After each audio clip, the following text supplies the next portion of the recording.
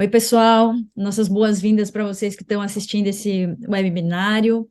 A gente espera que que o seu processo nesse curso Leitura do Mundo e Alfabetização e Alfabetizando com Cidadania esteja sendo muito proveitoso e que ao longo dessa nossa conversa, mais do que estimular vocês aplicarem seus projetos a concorrer à premiação, a gente espera que a gente possa ajudar vocês a escrever melhores projetos para que vocês possam ser os vencedores dessa premiação.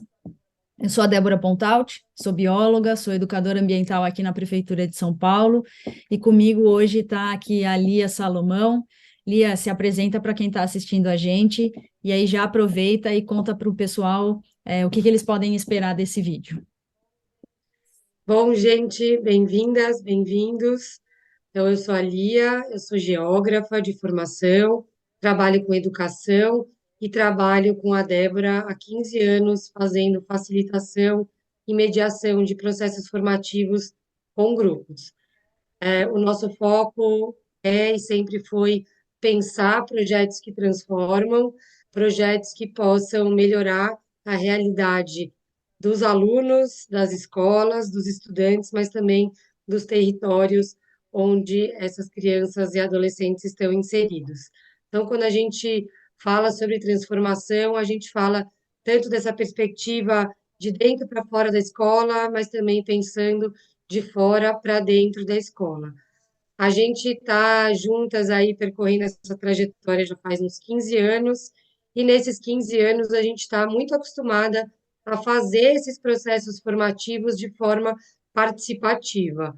Acho que a nossa cara é pensar como é que o diálogo e as relações que se estabelecem num processo formativo vão formando tanto nós, enquanto facilitadoras, quanto aqueles que participam. Então, essa relação entre a gente e o nosso público é super importante, aí criando esse fio da meada.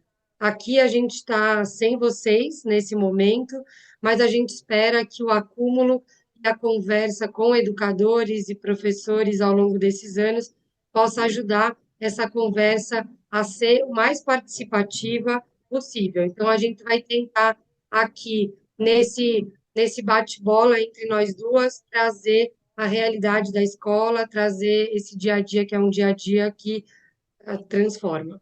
Bom, então eu vou contar um pouco da agenda do dia, acho que eu começo apresentando a gente com essa centralidade para os processos formativos participativos, que tem a participação como centralidade, a relação entre a gente e vocês. Depois a gente conversa um pouco sobre as premissas de um projeto que transforma.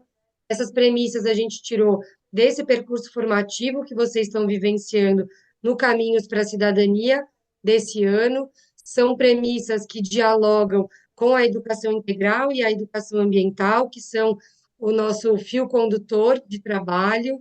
A gente vai contar um pouquinho delas para vocês.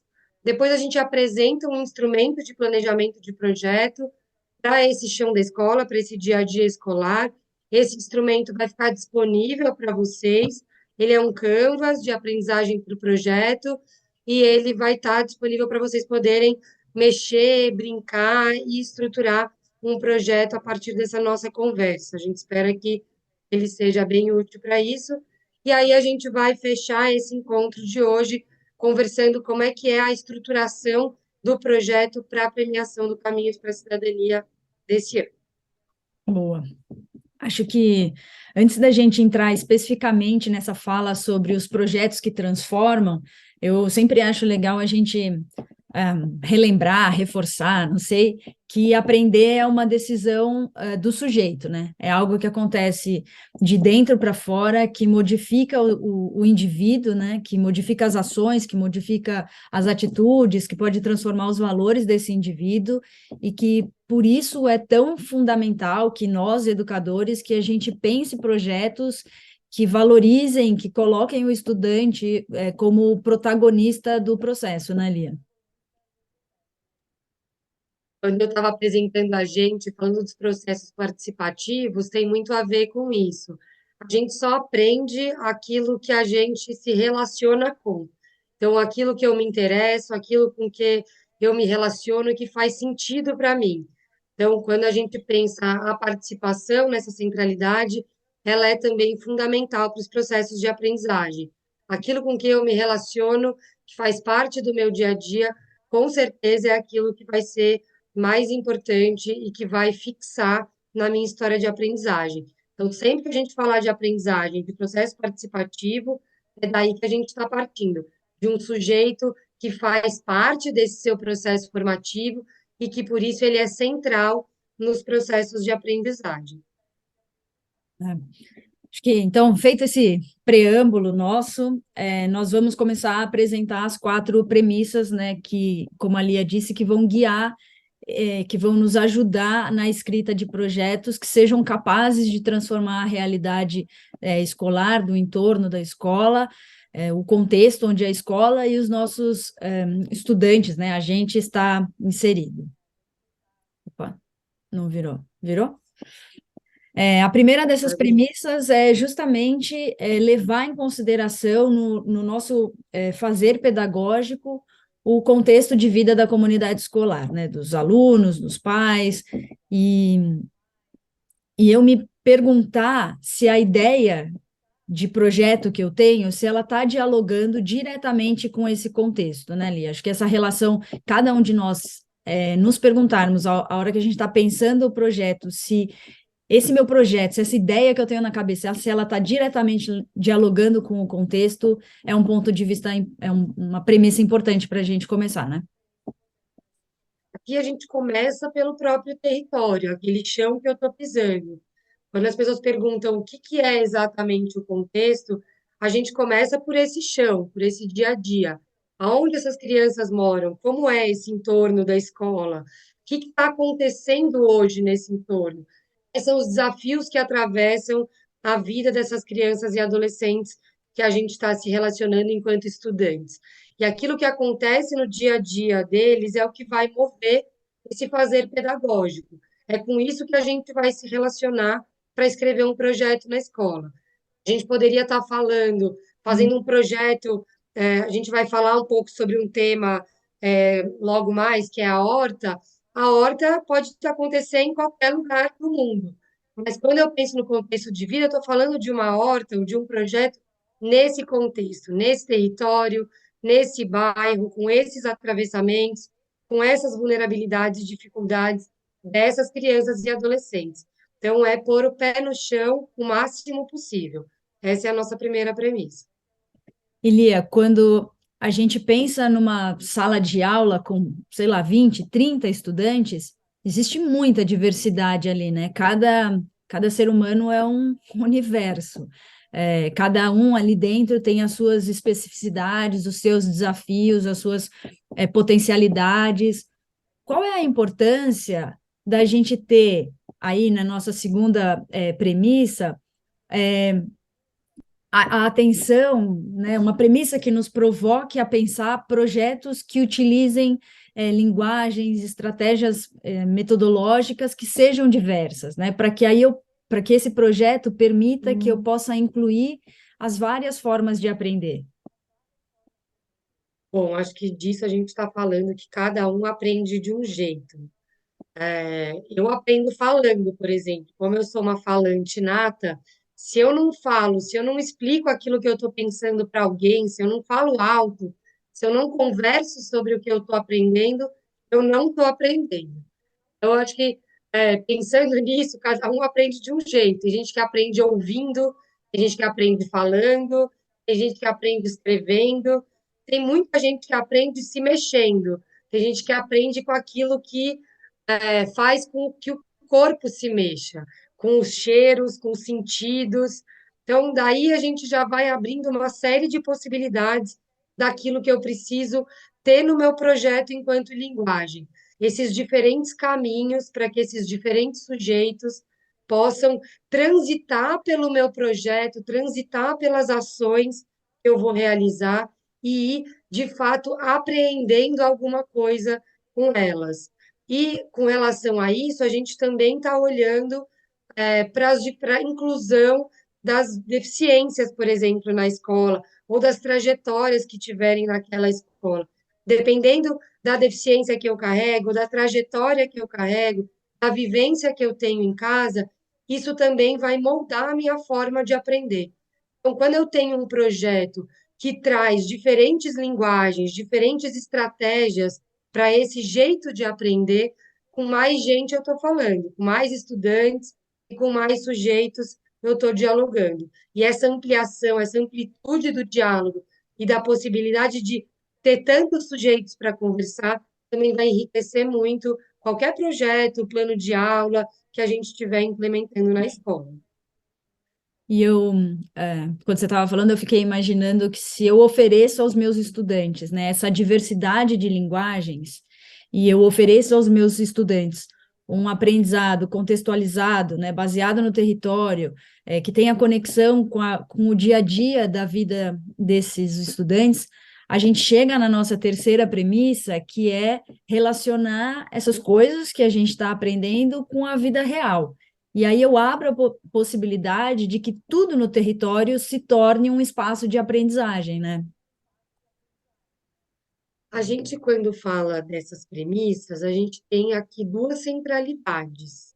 A gente tem a centralidade do sujeito, que é isso que a gente está falando um pouco nas duas primeiras premissas, com as suas trajetórias e suas especificidades. E a gente entra aqui nessa terceira premissa olhando para o território.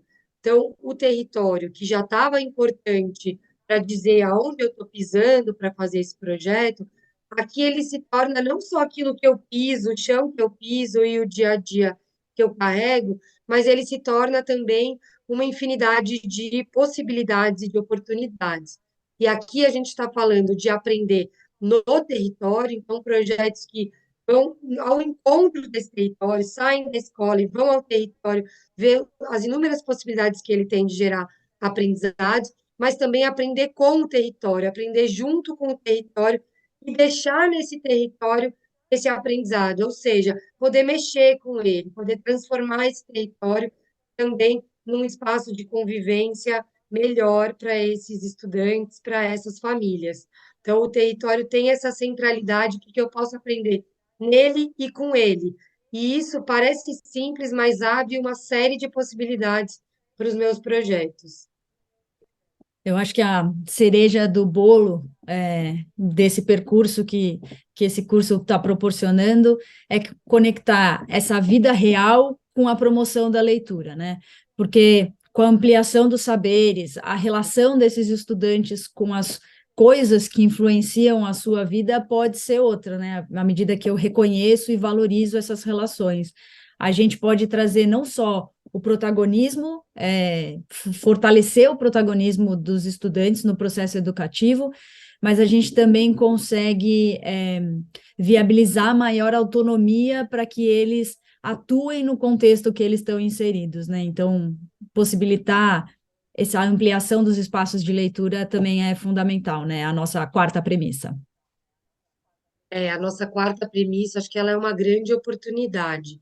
Muito tem se falado da leitura, das defasagens de aprendizagem com relação à alfabetização e com a leitura. E aqui a gente tem uma aposta muito importante de que todo projeto, quando é um projeto transversal, quando é um projeto interdisciplinar e quando é um projeto comprometido com o contexto de vida, com o território e com diferentes linguagens, ele resulta numa possibilidade de leitura.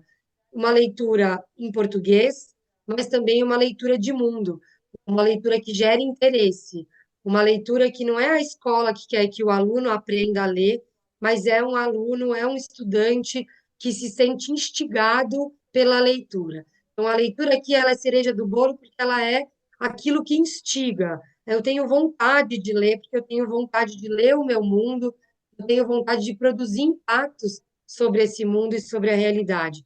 E é nesse anseio, nessa empolgação por ler a realidade, é que uma série de coisas vão se desenvolver, tanto com relação à própria alfabetização, mas com relação ao interesse desses estudantes pela sua escola e pela sua comunidade. Que Eu são coisas até indissociáveis, né? Que a gente está o tempo inteiro. Acho que essas quatro premissas elas quebram um pouco a ideia de a escola e a comunidade, mas a escola e a comunidade juntas elas são esse espaço de oportunidade de aprendizagens e, portanto, de oportunidade de leitura e de transformação de vida.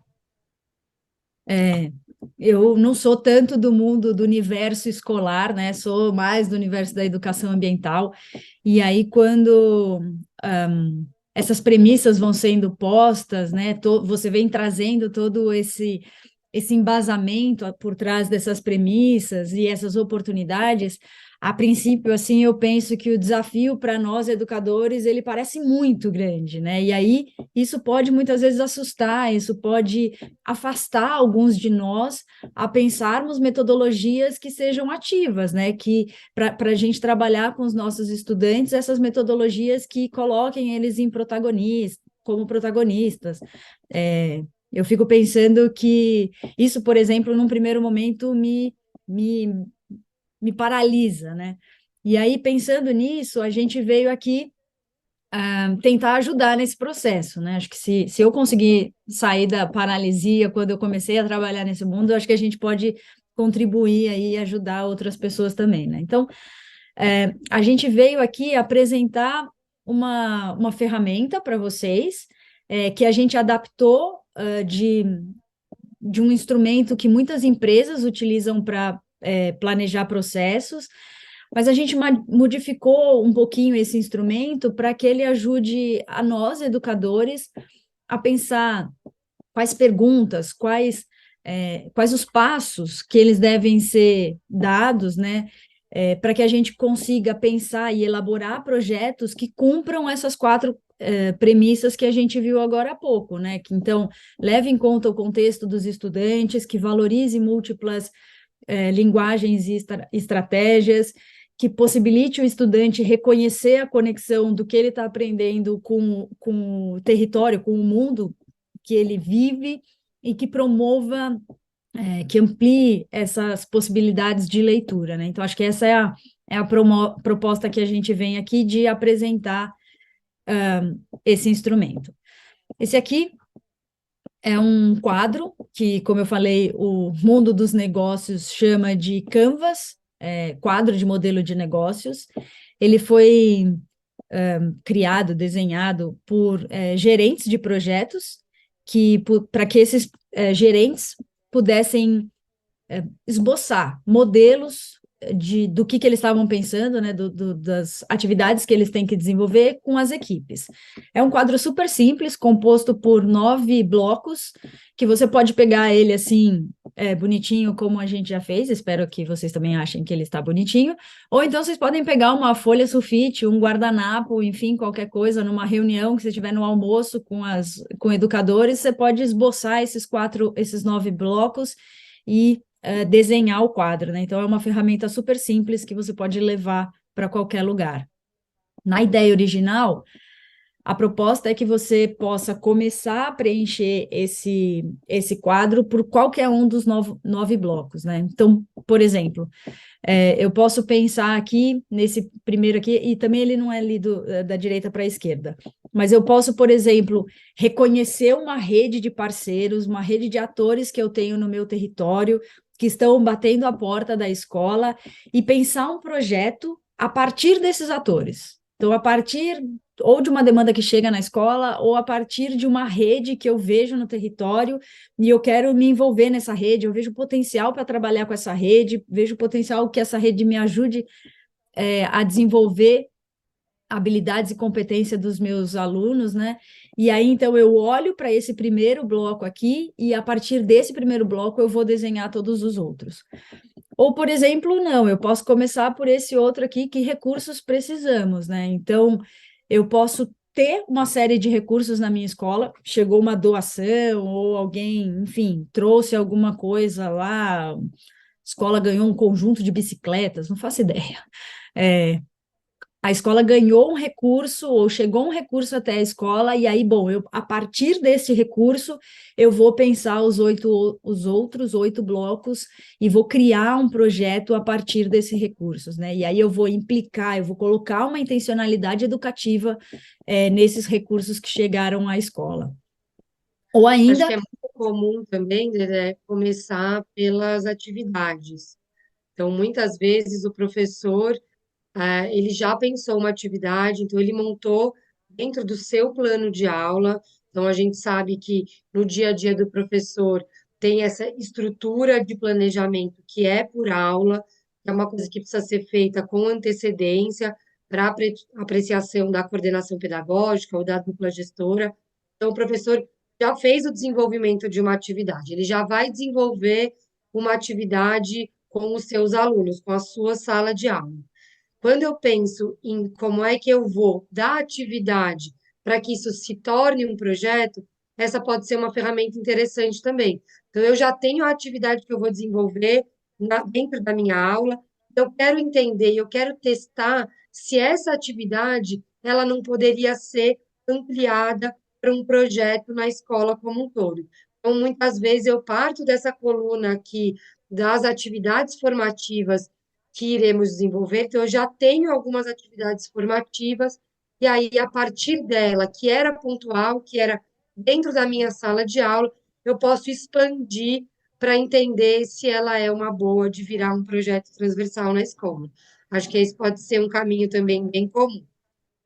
Exato. O start, né, o motivador, pode ser qualquer um dos blocos, e aí vai depender muito da realidade é, de cada escola. Pode ser que a gente receba uma fonte de informação e precise pensar uma atividade, um projeto a partir dela, e aí eu começaria aqui a partir de uma fonte de informação, né?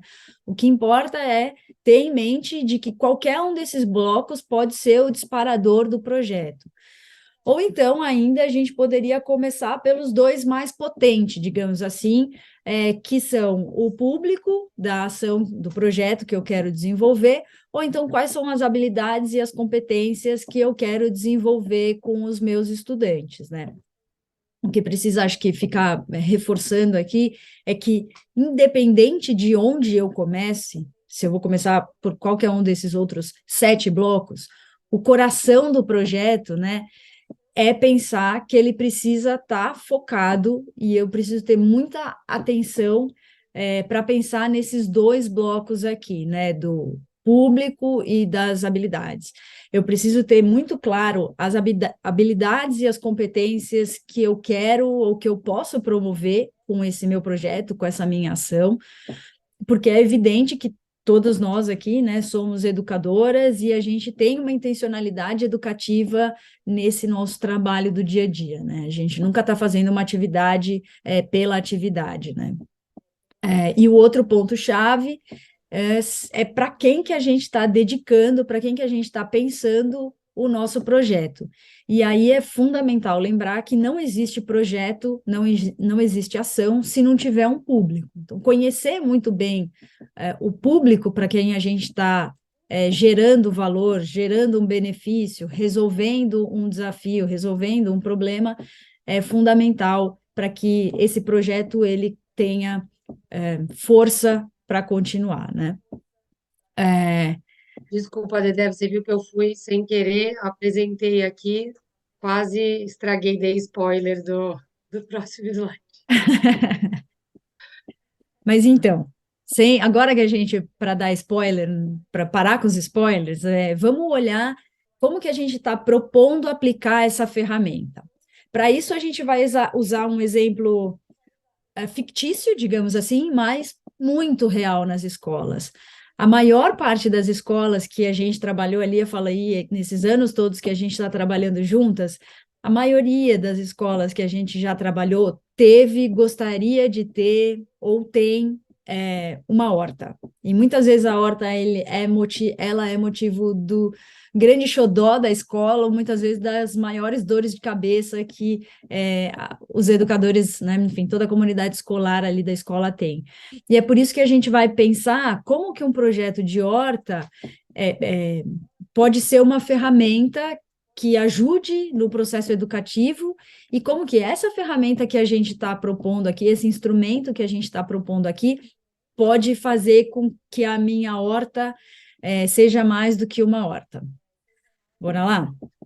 Então, Acho que é aqui, importante dizer que a gente está aqui falando da horta, né? A gente vai trazer a horta como um exemplo, mas a provocação da horta e por que que tem tantas hortas nas escolas vem muito da provocação de fazer atividades fora da sala de aula, atividades que possam agregar diferentes campos do conhecimento, então, diferentes professores, diferentes disciplinas dentro da escola. A horta é uma forma de uso do espaço externo da escola, que muitas vezes ele pode estar pouco aproveitado ou negligenciado por algum motivo.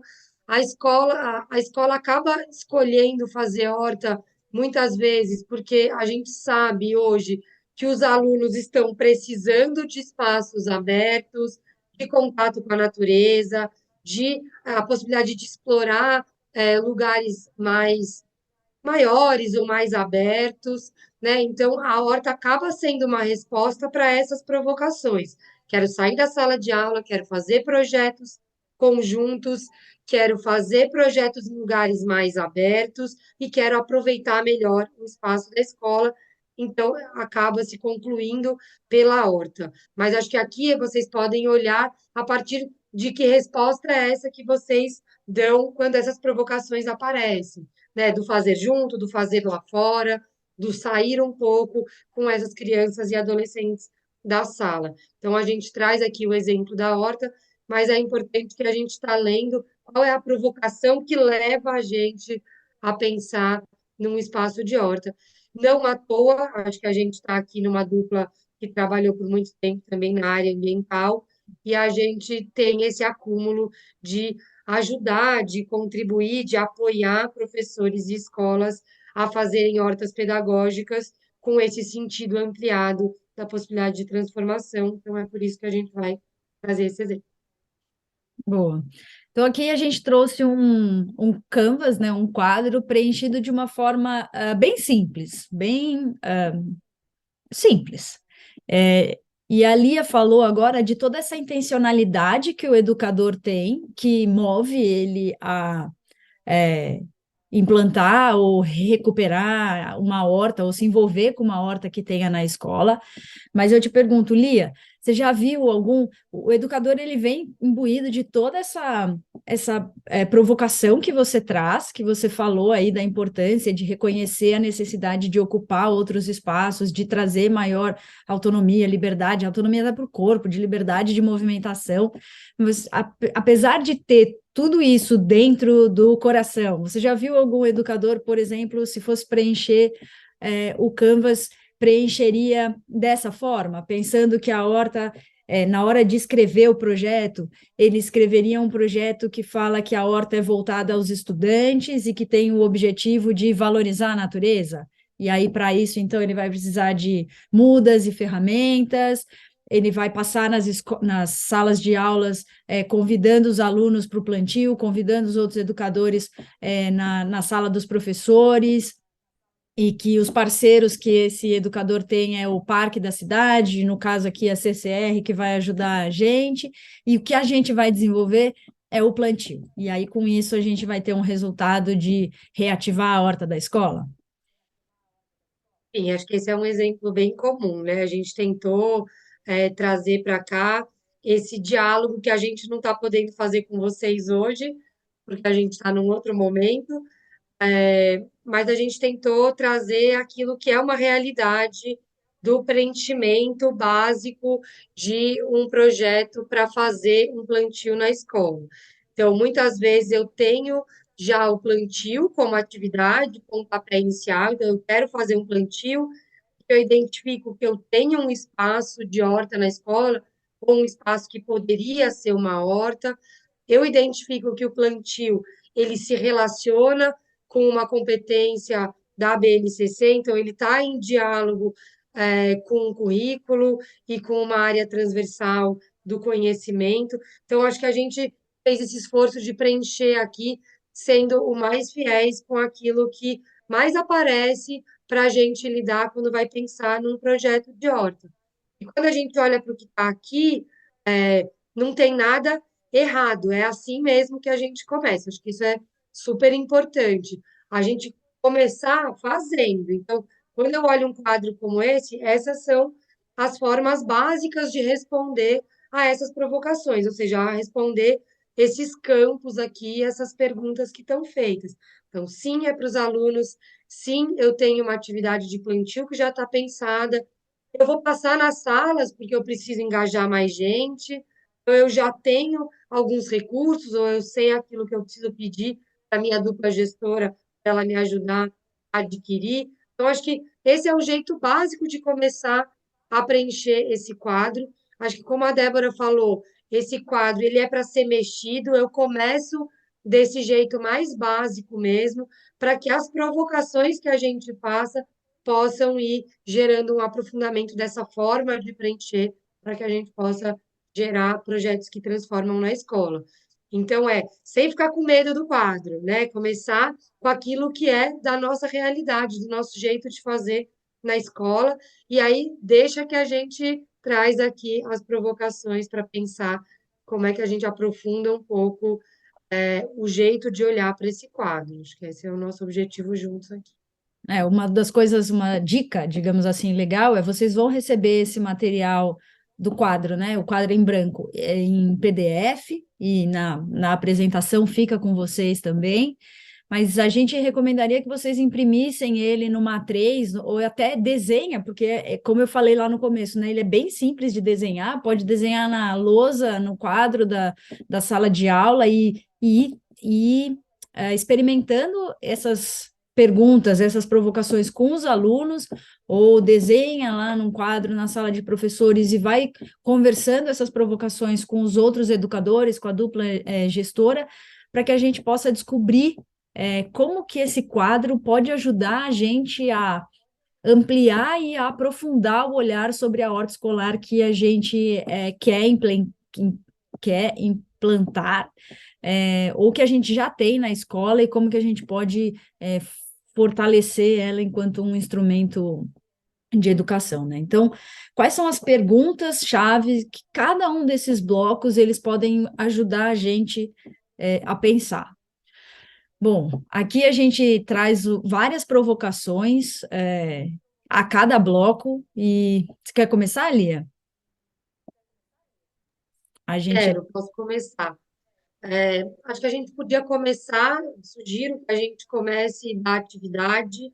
Estou aqui um pouco nessa provocação hoje, de que muitas vezes, quando a gente vai fazer uma horta na escola, a gente começa desenhando a atividade central, que vai, de fato, desenvolver essa horta, que vai fazer com que essa horta comece a existir, que é o plantio de mudas e sementes, junto com esses alunos. Então, eu sugiro que a gente comece olhando para esse quadradinho aqui, para essa parte do quadro, que vai falar sobre quais atividades formativas iremos desenvolver na escola.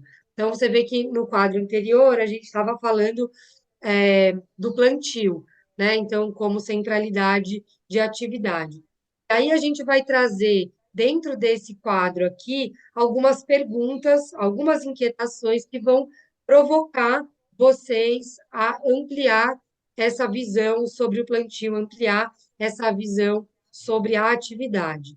Então, a primeira coisa é quais ações são as mais importantes para que a gente consiga gerar as aprendizagens para cada segmento do público. Então, aqui, essa primeira pergunta, ela já traz duas provocações de cara, que peraí, então eu preciso pensar as aprendizagens, os componentes curriculares, ou seja, voltar lá naquele outro pedaço que fala das habilidades e competências, para eu conseguir pensar as atividades. Então, eu sei que a atividade de plantio é a minha atividade central, mas eu preciso entender se essa atividade de plantio, ou como essa atividade do plantio, vai, de fato, gerar aprendizagens. Quais habilidades, quais competências eu estou mobilizando e eu quero mobilizar enquanto resultado quando eu fizer a atividade de plantio. A atividade de plantio, ela está dialogando e gerando aprendizagens para todos os públicos da minha atividade, então ela também está gerando aí de cara essa segunda provocação. Não, ou seja, o que está implícito aqui? Qual é a provocação implícita? Não dá para eu pensar a atividade sem pensar aprendizagens, e não dá para eu pensar as aprendizagens, as competências e habilidades que eu vou desenvolver sem pensar no meu público. Então, acho que a pergunta das atividades, ela começa com essa provocação, vou brincar aqui com o volte duas casas, que é, pera, você pensou a atividade antes de pensar competências e habilidades? Você pensou as atividades antes de pensar para quem você vai, né, para quem você vai gerar essas aprendizagens? Então, isso precisa ser pensado, de cara. Por que isso? Porque muitas vezes eu pensei numa atividade para minha sala de aula. Então, está implícito na minha construção quem é o meu público. Então, se eu sou professora de geografia do oitavo ano A e B, eu estou falando do público do oitavo ano A e B. Aqui, a provocação é, se eu tenho um projeto que ele transforme, que, portanto, é um projeto da escola, e não só da professora de geografia do oitavo A e B, eu vou precisar olhar com mais carinho para esse público, porque talvez o público não seja só o meu aluno direto, mas talvez ele seja um público mais ampliado. Então, aqui a gente já tem essa provocação só de pensar na atividade. Olia, Depois tem uma outra provocação aqui na atividade.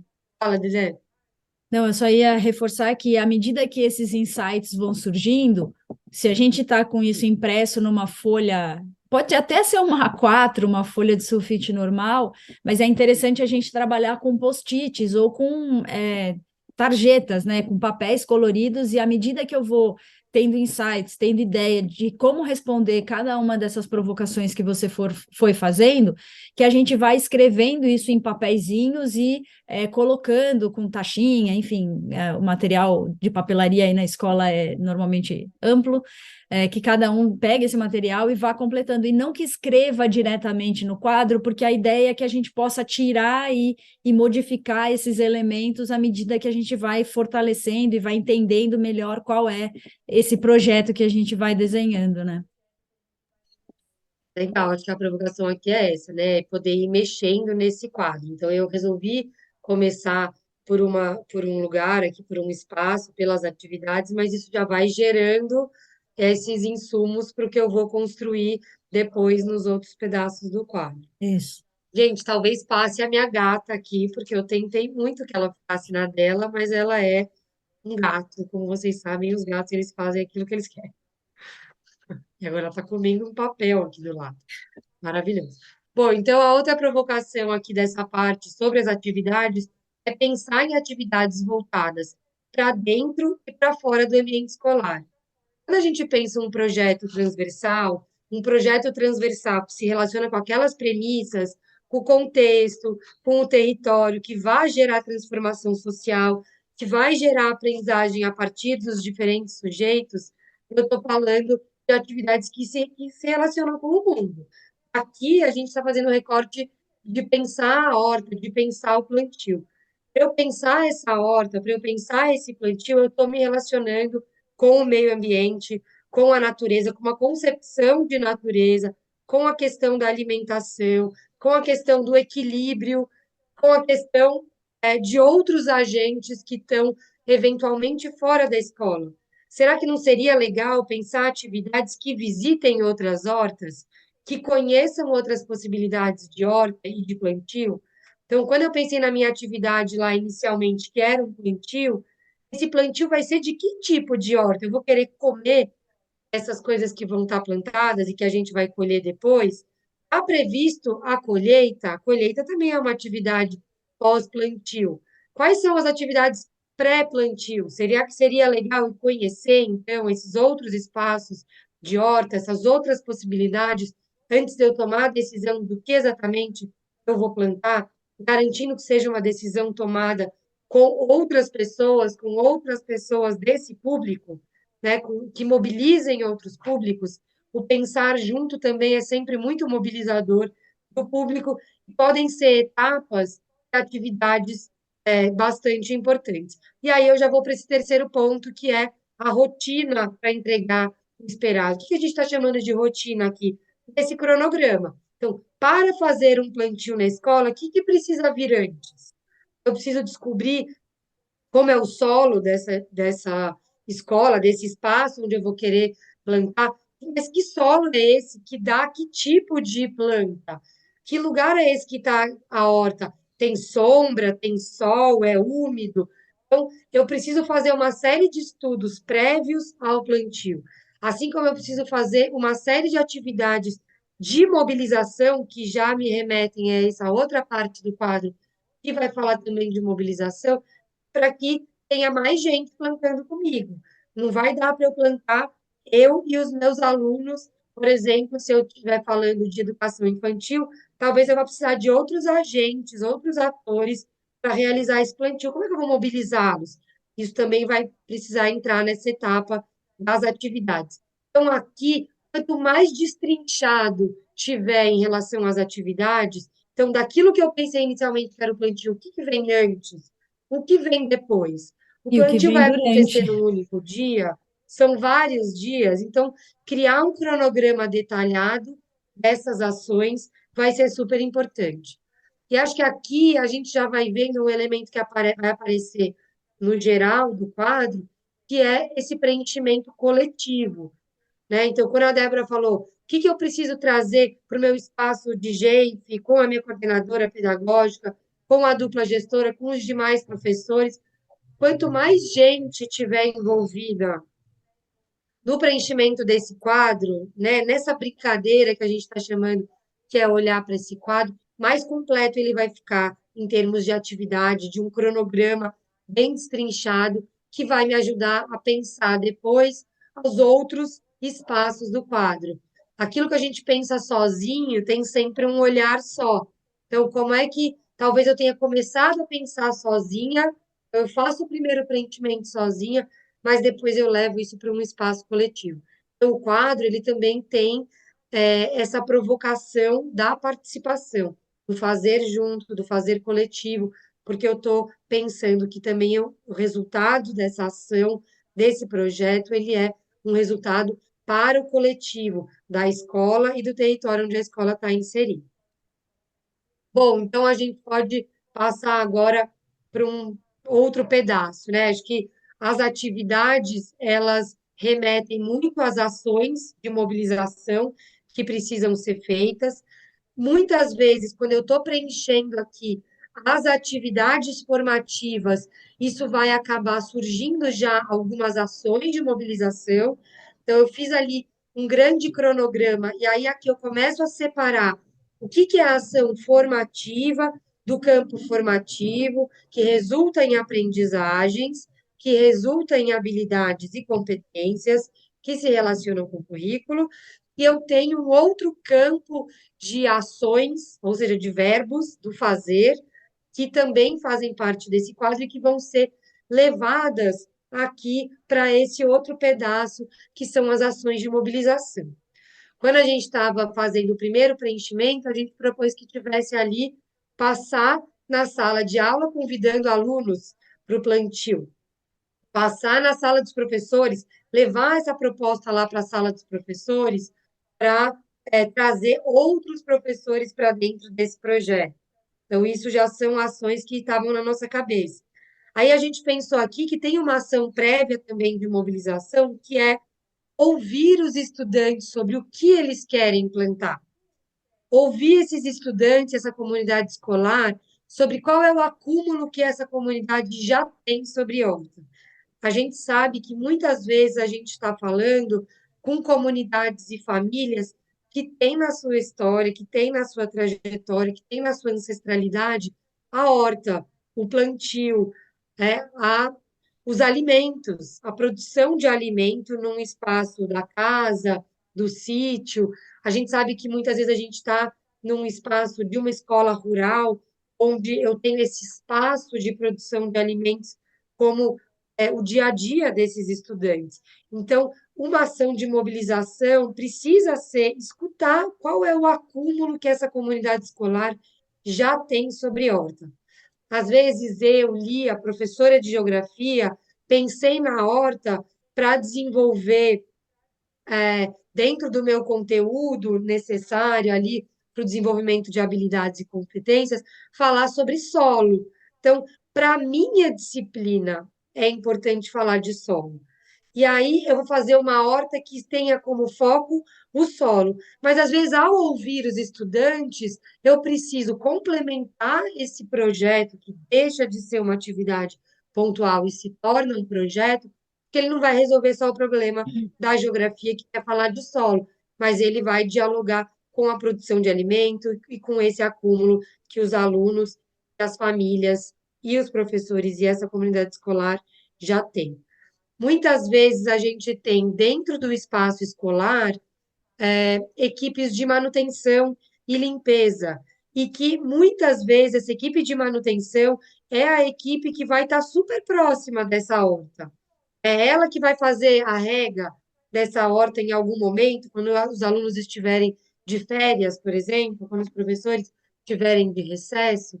Então, eu vou precisar muito do engajamento e da mobilização desses outros atores, e que muitas vezes, por serem da manutenção e estiverem acostumados a trabalhar com a manutenção desse espaço externo à escola, são quem mais conhecem desse solo, desse espaço de possibilidade de plantio, ou da própria manutenção da horta. Então, quanto mais eu entendo com quem eu preciso dialogar, mais essas ações de mobilização vão ficando evidentes aqui. Então, para pensar mobilização, eu estou pensando sempre escuta, eu estou pensando sempre no apoio que a comunidade escolar precisa me dar para o desenvolvimento da atividade, então eu vou precisar mobilizar a minha dupla de gestoras, com certeza, eu não vou quando conseguir que esse projeto vá muito longe em termos de possibilidades, de recursos, de durabilidade, se eu não estiver falando com também a minha dupla gestora. Qual é a comunicação necessária para que essas atividades aconteçam? Eu vou passar na sala de aula, mas eu também vou deixar isso lá no nosso quadro de avisos. E passa mais um aviso. Então, que comunicação é essa? Eu vou fazer um diário sobre a horta, sobre a implementação dessa horta, sobre a escuta que eu faço. E aí, quando eu penso na comunicação, também vem aqui uma cutucadinha sobre a sistematização desse projeto. Então, um projeto que tenha um acompanhamento, que ele seja acompanhado e comunicado para essa comunidade escolar. A comunicação ela é muito importante para a durabilidade desse projeto, para que o projeto possa se estender no tempo e ele possa seguir mobilizando outras pessoas, mesmo que ele chegue ao fim dessa parte do projeto. Ele pode mobilizar para o ano que vem, ele pode mobilizar para a continuidade, e isso pode gerar aí mais mobilizações e mais possibilidades para minha atividade, para o meu projeto. Lia, Bom, e a gente com tudo isso falou muito de público, então eu queria é, que a gente fosse daqui a pouco falar de público focalizado. Fala, não Viviane. era exatamente isso que eu ia falar, que você, para falar desses dois quadros, você já foi trazendo muitos insights, muitas habilidades, competências que podem ser trabalhadas com essa horta, e mesmo antes do plantio efetivamente, né? Para pensar, para planejar, fazer isso tudo junto com os estudantes, junto com os demais colaboradores da escola, isso tudo já tem muitas habilidades e competências que podem ser trabalhadas e já fala muito sobre o nosso público, né? Sobre o público que eu estou pensando, o meu projeto, a minha ação, e lembrando que, né, eu falei isso e reforço, é uma coisa que eu reforço a todas as vezes que a gente fala sobre o quadro, sobre o Canvas, não existe nenhuma ação, não existe nenhum projeto que sobrevive sem o público. É para eles que a gente está gerando valor, que a gente está gerando benefícios, que a gente está resolvendo necessidades. E eu preciso identificar muito bem quais são os públicos que eu tenho na ação, quais são os públicos que vão estar envolvidos. Muitas vezes esse público, ele é público, mas ele também é parceiro, e aí já vai começando a fazer essa dança, esse mexer no quadro desse jeito. Então, a Lia falou como a equipe terceirizada da unidade escolar é um público também da ação, então eles muitas vezes se relacionam de forma afetiva com essa horta, mas eles também são parceiros, porque eles vão ajudar a cuidar dessa horta, não só em momentos de férias, em momentos onde os alunos não estão na escola, mas no dia a dia eles são super parceiros na execução dessa horta. Eu pensei aqui uma coisa que eu não tinha combinado com a minha dupla, que é como é que a gente faz a escrita, vamos dizer assim, o preenchimento desse quadro coletivamente. E eu acho que de tudo que a gente vem conversando sobre a atividade de mobilização, né, como a Débora colocou agora, as competências e habilidades, elas vão surgindo no falar das atividades possíveis, no falar das atividades de mobilização. Então, acho que isso já vai ilustrando um pouco que não importa de onde eu comece, vai emergindo as outras partes do quadro, né? Elas vão surgindo na própria conversa. Então, eu faria uma sugestão aqui que é terem pessoas destinadas a ouvir os sujeitos. Então, até agora, quando eu falo das atividades que vão ser desenvolvidas, tanto as atividades do campo formativo quanto as atividades do campo da mobilização, quem são as pessoas envolvidas nessas atividades?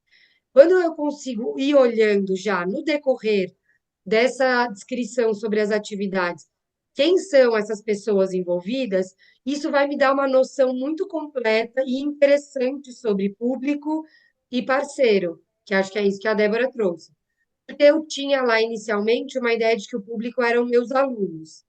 Mas quando eu vou olhar para quais sujeitos a gente já levantou nessa conversa, a gente levantou, então, uma série de sujeitos da comunidade escolar, outros professores, direção, coordenação, equipe de manutenção, equipe de limpeza, outras salas, né, outros ciclos de aprendizagem, né? Então, a gente está falando do Fundamental 1, talvez já tenha falado do Fundamental 2, dessas outras classes. Eu também já falei de outras possibilidades de disciplinas, ações e acúmulos que estão em outros professores dessa escola. Então, eu também já levantei outros professores.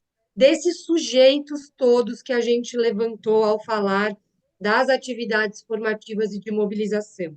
Quem desses sujeitos são público, porque se beneficiam dessas atividades e vão se beneficiar desse projeto, então vão gerar aprendizagens para esse público, e quem desses público são parceiros.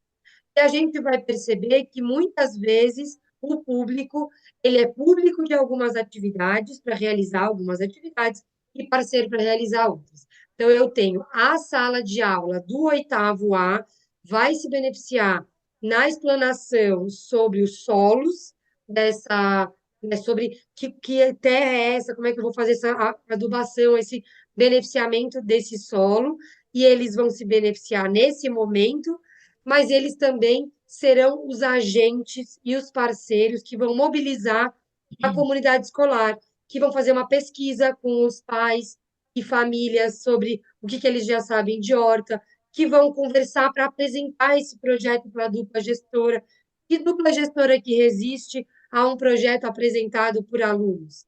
Então, estou brincando aqui, mas a gente está vendo que os alunos eles se beneficiam e são, então, um público de algumas atividades, eles também são parceiros fundamentais para acionar esse território, para acionar essa comunidade do entorno escolar, por exemplo.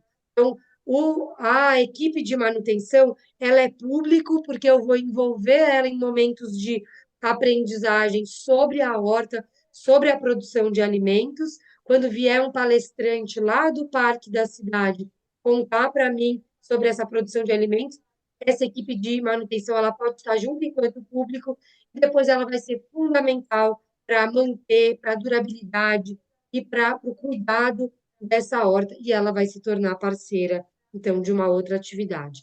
Então, para essas duas pontas do quadro, público e parceiro, estou fazendo aqui essa sugestão. Vocês vão anotando quem são esses sujeitos e depois onde que esses sujeitos são público, onde que esses sujeitos são parceiros dessa ação e aonde também que esses sujeitos vão ser fundamentais para essa mobilização da comunidade escolar e da comunidade do entorno, da comunidade desse território. Aqui também a gente pode fazer o mesmo exercício para falar de habilidades e competências. Enquanto eu vou falando da atividade, enquanto eu vou pensando na atividade de mobilização e de formação, tem alguém de olho nas habilidades e competências que estão sendo geradas por cada uma dessas atividades.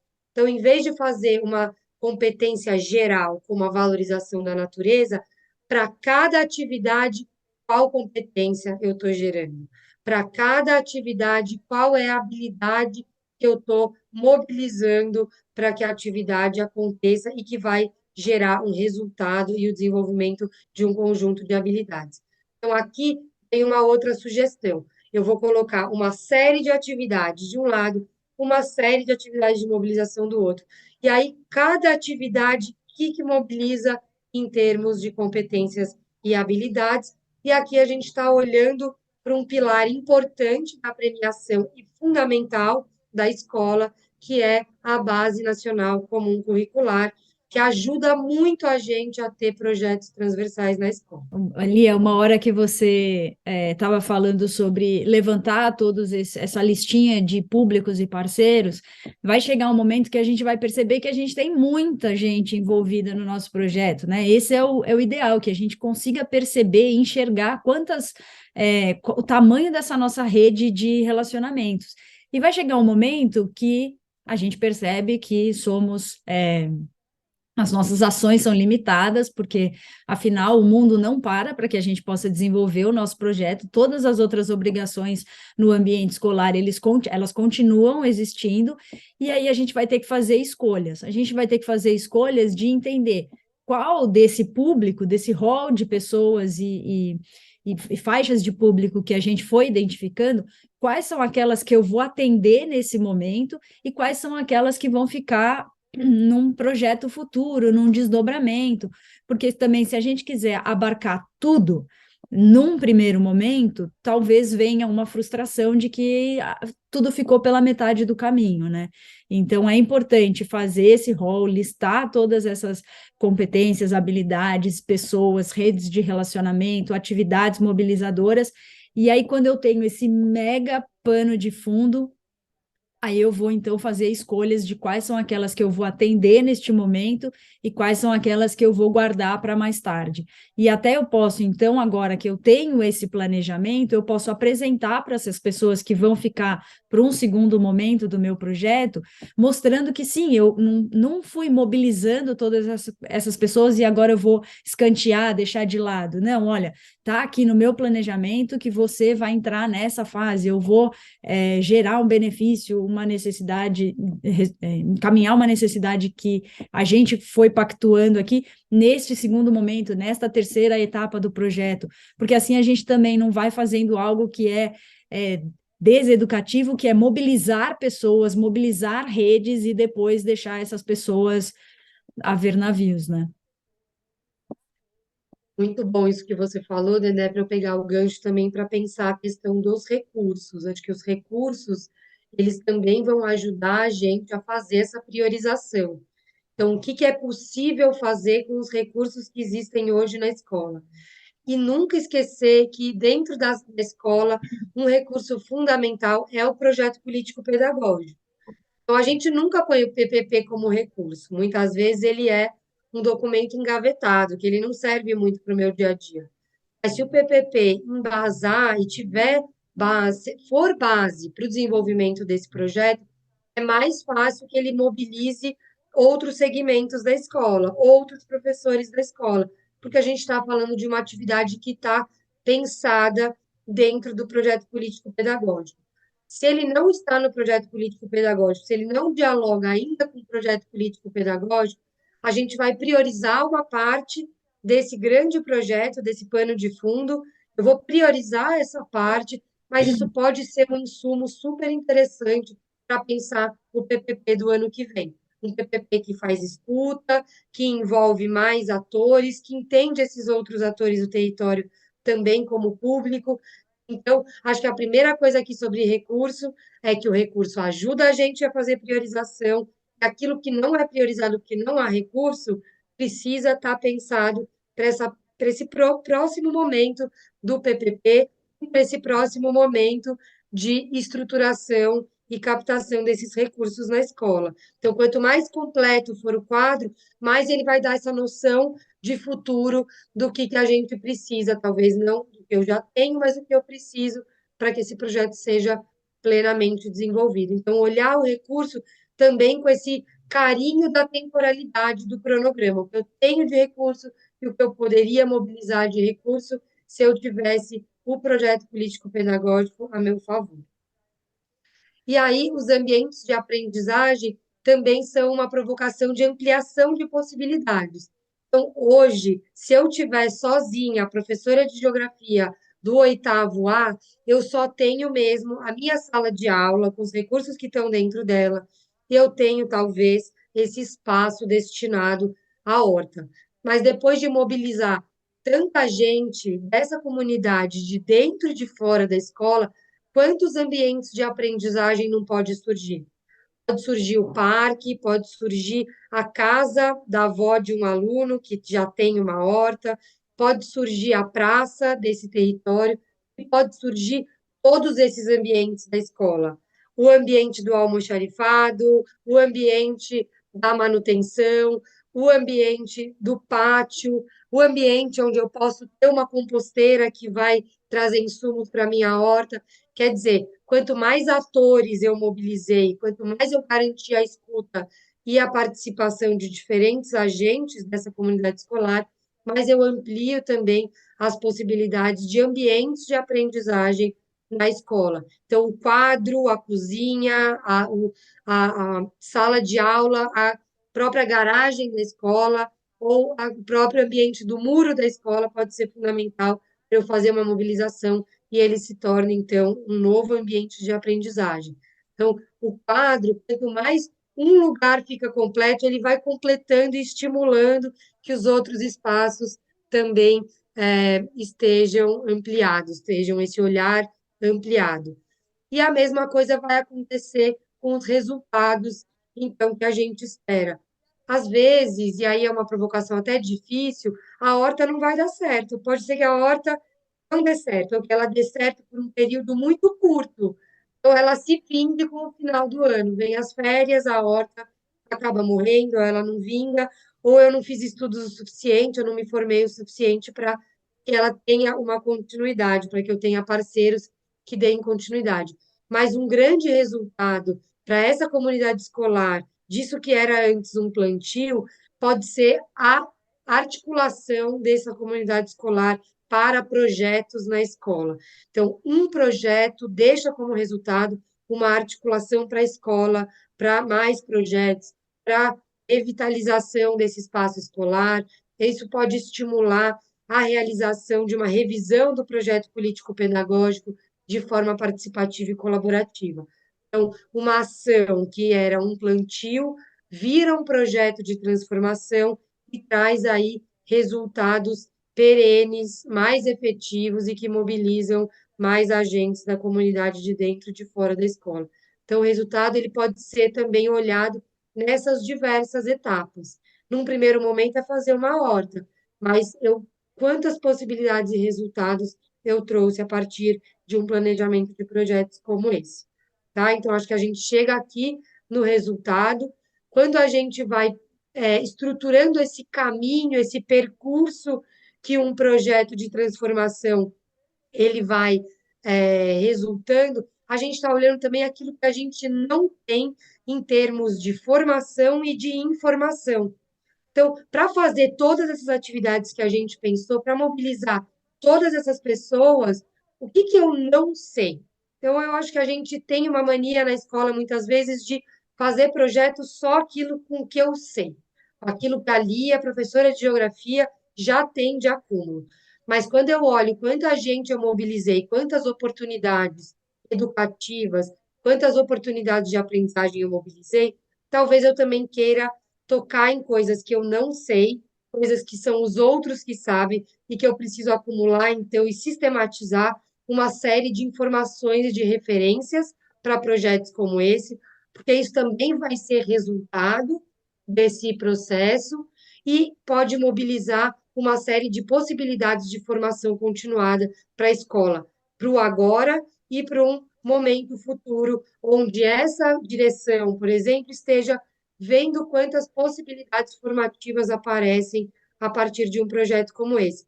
Então, esse quadro aqui da informação, que ele possa ser formação e informação, e que ele vá criando aí uma série de insumos e inspirações para esse e para próximos projetos? Acho que foram muitas provocações, muitas inquietações que a gente foi despertando, e aí que mostram como isso daqui pode ser muito mais rico com a mesma horta, né? Então, a mesma motivação, a mesma pergunta disparadora que é quero fazer uma horta pode ser muito mais rico e ter um quadro muito mais preenchido, robusto, e que desenvolva muitas, como resultado aí dessa horta, se vai dar certo ou não, a plantinha em si, gerem muitas outras habilidades interpessoais e fomente essa rede de sustentação da escola, né?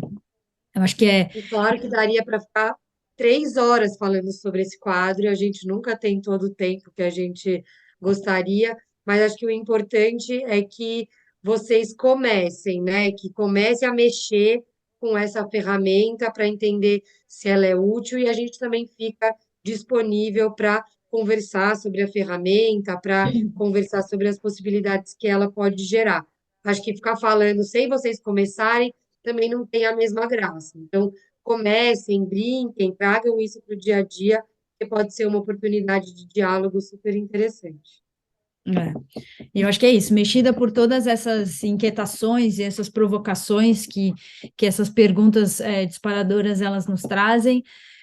Acho que a pergunta que fica agora é, tá, tudo bem, você me gerou uma fogueira aqui dentro, estou pensando várias coisas, e como é que a gente coloca tudo isso que a gente pensou num projeto, digamos assim, naquele projeto tradicional, semelhante ao que a gente vai preencher para entregar aqui na premiação, né? Então, aqui a gente fez um esqueminha do lado esquerdo, a gente tem linhas gerais, os passos da aprendizagem baseada por projetos, né, onde a gente cria o tema de preferência, o tema e as hipóteses, né, em conjunto com em conjunto não, acho que em conjunto com a criatividade e a curiosidade dos nossos estudantes. Então a gente convida também os estudantes a gente provoca a entender o que eles querem estudar, se vai ser uma horta ou se vai ser construir, enfim, qualquer outra coisa na escola, ou estudar um outro tema, né, descobrir onde estão os rios próximos da escola, ou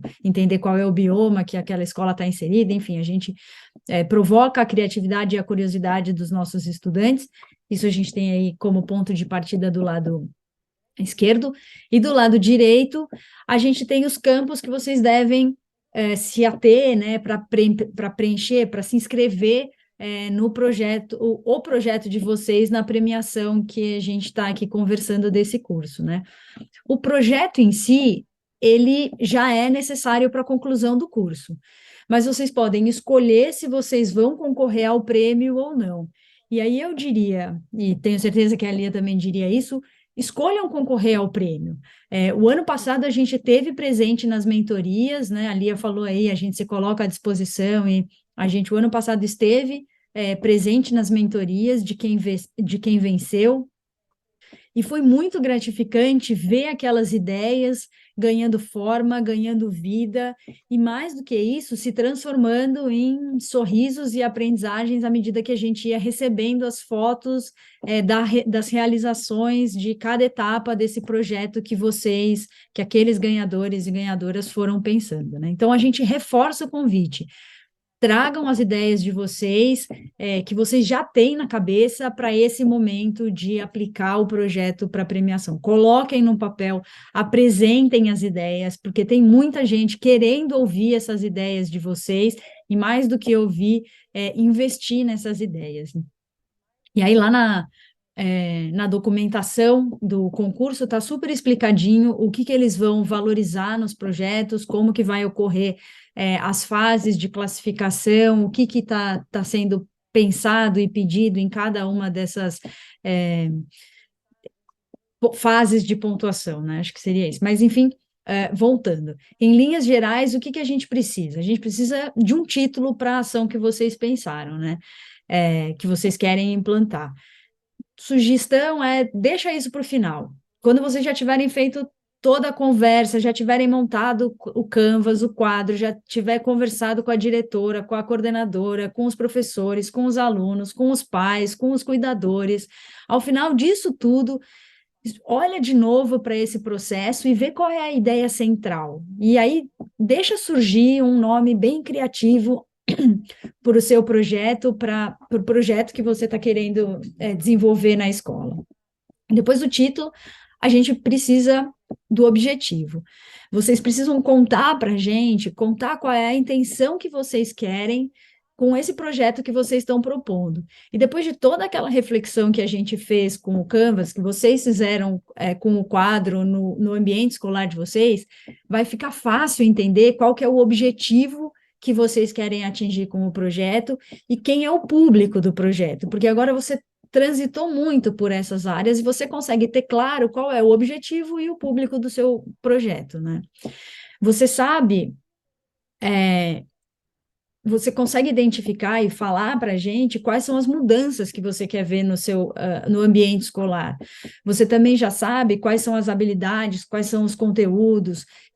Você consegue mostrar para a gente que você identifica os vários beneficiários que o seu projeto vai ter, e você consegue não só identificar esses beneficiários todos, mas você consegue ter clareza de com quais públicos você vai escolher trabalhar e quais são aqueles que ficam para uma segunda fase do projeto, por uma continuidade. Aí você já está mostrando para a banca que vai examinar os projetos que você está pensando na continuidade, na sustentabilidade desse projeto ao longo dos próximos anos, né?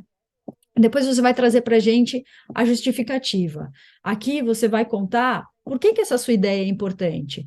Qual que é o contexto que você viu aí na sua escola, na realidade dos alunos, que justifica essa ação? Você vai conseguir, depois do quadro, depois de toda essa reflexão, você já consegue ter mais propriedade para dizer onde que isso tudo vai acontecer, né? Como a Lia falou, quais são os ambientes de aprendizagem que isso tudo vai abarcar, vai tocar, porque a realidade que vocês têm aí, que conversou com todo esse pessoal, né, como a gente falou lá numa das premissas, a realidade, o dia a dia vai estar envolvido, e aí vocês conseguem justificar muito melhor por que esse projeto é importante. E quando vocês apresentam esse contexto para a gente, quando vocês contam o problema, o desafio que vocês estão querendo enfrentar, fica claro para a banca que for avaliar o seu projeto, por que que você pensou nessas ações e por que que você encadeou as ideias de determinada forma, né? E aí, nesse Aqui tem encadeamento. uma coisa que é aqui que aparece os problemas, né? Então, é aqui na justificativa que seria super interessante para a banca poder ver que você reconhece que aquilo que você está fazendo dentro do espaço escolar, ele se relaciona e se compromete com o desafio desse território, com o desafio dessas crianças e adolescentes. Acho que a gente sabe que a gente vive hoje, ainda mais no pós-pandemia, com o agravamento de várias vulnerabilidades desses territórios, com muitas crianças que deixaram de frequentar a escola, com muitas crianças com problemas sérios de aprendizagem, de distorção em idade série. Então, aqui na justificativa, seria muito legal que a banca pudesse ver que você reconhece que um projeto que está dentro da escola, que pode estar dentro da sala de aula, está dentro do seu dia a dia, ele tem uma potência de relação com os problemas que estão nesse entorno da escola. Acho que aqui isso seria muito legal. E aí, no próximo item, que é o cronograma, você vai mostrar para a gente que esse desafio que você identificou, que pode ser muito grande, né? Como a Lia trouxe, essa questão da defasagem que a gente veio desses anos de pandemia, é no cronograma que você vai elencar as ações que você pretende desenvolver, colocando elas numa ordem de prioridade, digamos assim, e o período que cada uma delas vai acontecer. A banca vai olhar que você consegue ter uma noção de processo, de que eu começo por um lugar, vou ajuntando várias etapas, e aí para chegar num resultado que eu quero, e eu tenho noção do período e do tempo que cada uma dessas fases do meu projeto vai levar, né? E onde que você mostra para a gente, diga. Só uma coisa que acho que tem um período, quando você coloca lá no Canvas, você pode estar falando de um período de 2 anos, 3 anos. Aqui, para o projeto, ele tem um foco e um período menor, né, para a premiação, para que eu possa implementar o recurso da premiação. Até Então, é dezembro. importante essa priorização, que eu priorize quais são as atividades desse momento, que a premiação vai dar conta. Então, que os recursos vão ser gerados para a premiação. Então, o projeto ele pode ter uma continuidade, ele pode ter um antes, ele pode ter um depois, isso é super valorizado, mas eu preciso ter noção de qual é a parte que eu estou destacando para a premiação. É, e aí, onde é que você vai mostrar quem que se beneficia desse seu projeto, das ações que você está propondo como prioritárias, né? No público atendido. A ideia aqui é você contar para a gente melhor para quem que é na comunidade escolar quais vão ser os beneficiários diretos da sua ação, né? E quais são quais são os outros atores que vão estar envolvidos. E aí aqui detalhe esse público, né? Como a gente falou, como é importante saber exatamente para quem que a gente está gerando cada um dos valores que o nosso projeto gera. Então, conta o tamanho, quantos alunos, quantos professores, qual o tamanho dessa comunidade escolar, se a gente vai se relacionar com pais, com os cuidadores responsáveis, mostra para a gente que você tem essas informações e que você tem uma leitura desse universo que você está tentando tocar de alguma forma com o seu projeto, né?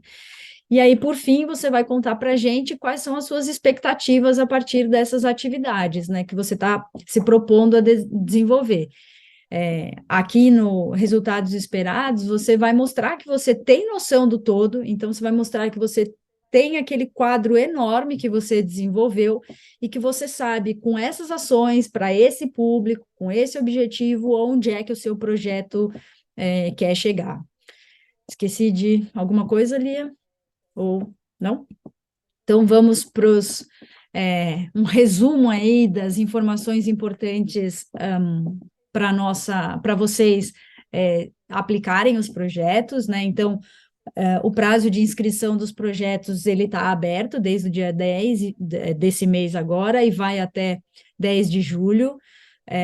Vocês têm todas as informações sobre o regulamento, sobre o formulário e os detalhes das linhas de cada pontuação no site do projeto caminhosparacidadania.com.br, que é onde vocês acessam que vocês já acessaram para se inscrever. Quem que pode concorrer a essa premiação?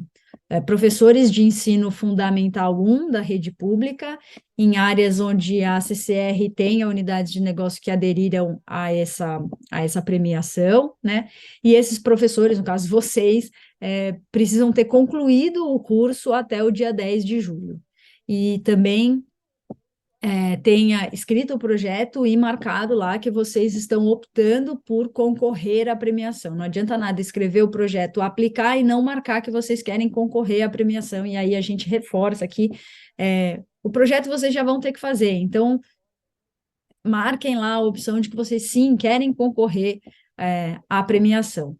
E o que essa premiação traz, né? Então, além das benfeitorias que podem as benfeitorias, pequenas reformas, compras de material, compra de mobiliário, enfim, além dessas benfeitorias que podem somar até 30 mil, quem vencer ainda, né, os vencedores ainda vai receber um processo de mentoria individual, onde a gente vai ajudar a aparar essas arestas que o seu projeto ainda tiver, deixar ele super redondinho, para que ele seja não só executado esse ano, mas para que ele seja, né, o pontapé inicial para tirar uma ideia da sua cabeça e colocar em prática, ou então para que ele seja o reforço que faltava para um trabalho que você já vinha desenvolvendo com os seus alunos, com os estudantes, com uma fatia ali da escola, e que ele traga esse gás para desenvolver esse projeto. E aí o resultado sai até julho o resultado sai. Esquecemos de alguma coisa ali que você lembra agora? Não, acho que é isso. Eu fiquei aqui empolgada, imaginando vê-las nessa mentoria. Espero que a gente se veja por lá. E, como eu falei, a gente fica à disposição. É um assunto que nos empolga. Acho que pensar projetos dentro da escola que transformam as suas realidades, que possam fortalecer a atuação dos professores e professoras. É um prazer poder contribuir com professoras e professores do Brasil. Acho que não tem uma categoria que é mais importante para a gente pensar no desenvolvimento social desse país hoje. Então, é uma alegria para a gente poder contribuir. Eu espero de coração, fiquei empolgada aqui de vocês escreverem esse projeto e a gente se encontrar nas mentorias logo ali na frente. Obrigada, pessoal. Bom, é isso, pessoal. A gente agradece e também a gente espera que esse tempo que você passou aqui com a gente nesse vídeo tenha valido a pena e que a gente tenha te inspirado a escrever o projeto e aplicar o seu projeto na premiação do Caminhos para a Cidadania agora de 2023. Até mais. Tchau, tchau.